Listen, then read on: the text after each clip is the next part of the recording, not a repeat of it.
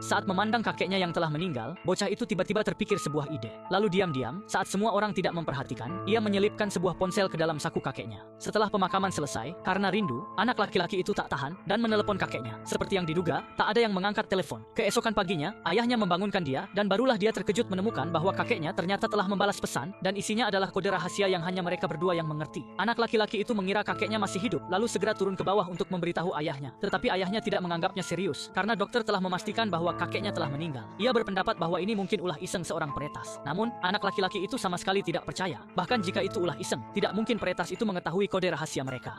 Ayahnya menyuruhnya untuk tidak terlalu memikirkannya dan mengatakan mungkin itu hanya kebetulan saja. Melihat itu, anak laki-laki itu pun tidak membantah lagi. Kemudian dia pergi sendirian ke rumah kakeknya dan duduk di sofa favorit kakeknya. Tiba-tiba dia seolah teringat sesuatu. Ternyata sebelum kakek dimakamkan, ada seorang pria aneh yang pernah datang untuk berdoa. Mungkinkah dia yang mencuri ponselnya saat dia pergi? Untuk mengungkap kebenaran, Awe mengendarai sepeda ke pemakaman lalu menelepon nomor kakeknya. Dia membungkuk dan mendengarkan dengan seksama dan benar saja, dia mendengar nada dering datang dari bawah tanah. Ternyata ponsel itu masih ada di saku kakek. Awe langsung terlihat bingung. Kemudian dia menemui tetangga kakek, ingin menanyakan bagaimana sebenarnya kakek itu meninggal. Tetangganya mengatakan bahwa kakeknya menderita penyakit jantung dan sebelum meninggal, kakeknya sendiri yang meminta orang untuk membawanya ke rumah sakit. Namun sayangnya kakeknya berhenti bernapas di tengah perjalanan. Sepertinya kakek benar-benar telah tiada. Dalam sekejap, setengah bulan telah berlalu dan Awe pun perlahan melupakan kejadian itu. Hari itu adalah hari pertama sekolah dan malam harinya sekolah akan mengadakan pesta penyambutan siswa baru. Jadi Awe menemui gadis tercantik di sekolah dan mengajaknya menjadi pasangan dansanya. Tanpa disangka, hal ini diketahui oleh preman sekolah. Sebelum pesta dimulai, dia menyeret Awe keluar ruangan, lalu tanpa basa-basi, langsung memukulinya habis-habisan. Namun, meski begitu, dia masih belum puas. Si pengganggu sekolah itu lalu menginjak kepala Awe dengan kakinya, memperingatkannya agar tidak mendekati gadis tercantik di sekolah itu lagi, lalu pergi dengan angkuh. Guru merawat lukanya dan bertanya siapa yang melakukannya, tetapi Awe tidak berani berurusan dengan preman sekolah itu, sehingga hanya bisa berbohong bahwa dia terluka karena terjatuh secara tidak sengaja. Melihat hal itu, guru pun tidak bisa berkata apa-apa. Setelah pulang ke rumah, Awe menelepon kakeknya dan menceritakan apa yang dialaminya hari ini. Awalnya dia hanya ingin meluapkan emosinya, tetapi keesokan harinya, saat dia dan teman-temannya sedang dalam perjalanan ke sekolah, mereka menemukan bahwa preman sekolah itu telah meninggal di rumahnya semalam.